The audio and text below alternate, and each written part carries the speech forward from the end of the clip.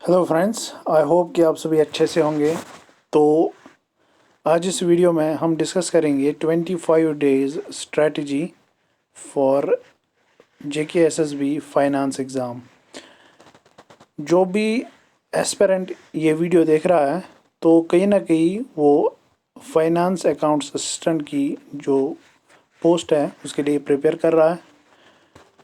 काफ़ी ऐसे बच्चे होंगे जिन्होंने 100% सिलेबस जो है वो अच्छे से कवर किया होगा, अब उनको बस रिवाइज़ करना है।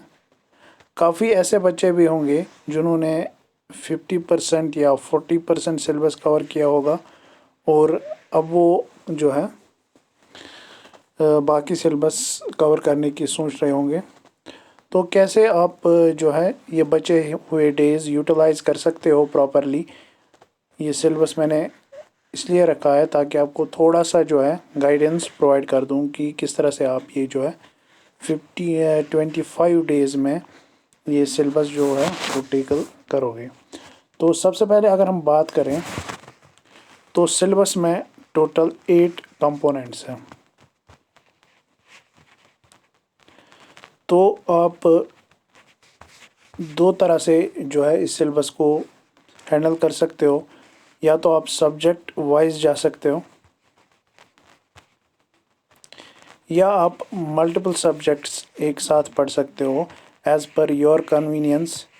देखिए, अगर आप सब्जेक्ट वाइज जाओगे तो सबसे पहले अगर हम बात करें, अब अगर एग्ज़ाम तक हम देखें तो अराउंड 30 डेज़ जो है वो रह जाते हैं।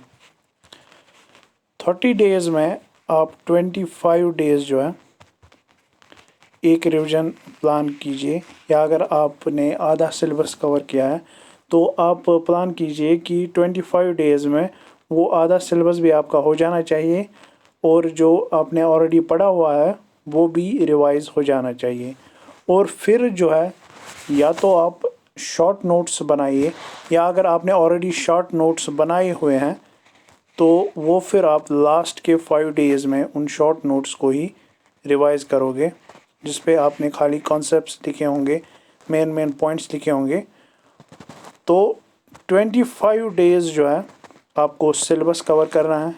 या अगर आपने सिलेबस कवर किया है तो एक बार फिर से आपको 25 डेज़ में ये सारा सिलेबस जो है फिर से रीड करना है और फिर लास्ट के 5 डेज़ में वो सारा सिलेबस जो है एक बार फिर से रिवाइज़ करना है। तो कम से कम आपको 2 रिविजन्स जो है मिनिमम करने पड़ेंगे। अब मैं आपको अलग अलग तरह से बताऊंगा। फॉर एग्ज़ाम्पल, अगर कोई ऐसा एस्पिरेंट है जिसने अब तक कुछ भी नहीं पढ़ा है लेकिन फिर भी वो चाहता है कि मैं इस एग्ज़ाम की प्रिपरेशन करूं, तो वो जो है इन 25 डेज़ को अगर प्रॉपरली यूटिलाइज़ करे, अगर अराउंड 16 आवर्स स्टडी करे एवरी डे, तो बिल्कुल ये पॉसिबल है कि वो ये एग्ज़ाम क्वालिफाई कर पाएगा। क्योंकि it depends on your hard work, आप कितनी हार्ड वर्क करते हो। ये ज़रूरी नहीं है कि आपने 4 साल 5 साल किसी एग्ज़ाम की प्रिपरेशन की है। अगर आप कम टाइम में ही प्रिपरेशन करोगे प्रॉपरली तब भी आप एग्ज़ाम को क्वालिफाई कर सकते हो, मगर अगर आप पढ़ोगे विथ ऑनेस्टी एंड डेडिकेशन। तो 25 डेज़ में आप 2 पार्ट्स जो है 25 डेज़ को कर सकते हो, 10 डेज़ और 15 डेज़। ये जो 10 डेज़ हैं, ये 10 डेज़ आप फर्दर 5 डेज़ और 5 डेज़ में डिवाइड कर दो। 5 डेज़ आप अकाउंटेंसी स्टडी कर सकते हो और 5 डेज़ आप जीके स्टडी कर सकते हो। उसके बाद जो बचे हुए 15 डेज़ हैं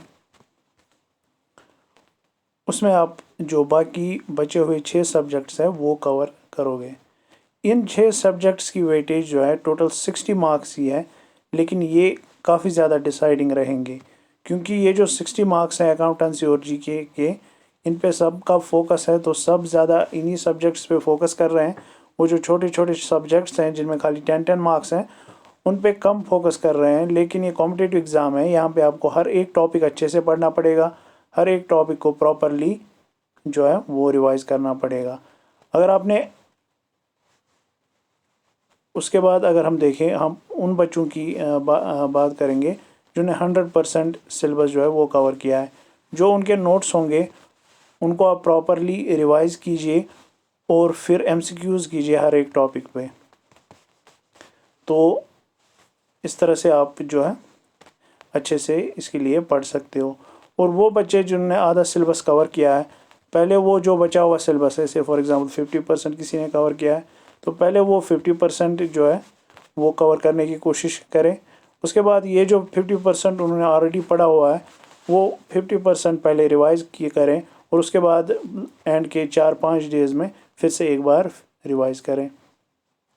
तो बस आपको पूरा फोकस्ड रहना है और ये जो टाइम है ये पूरा जो है इसी प्रिपरेशन को डेडिकेट करना है। All the best for your upcoming exam.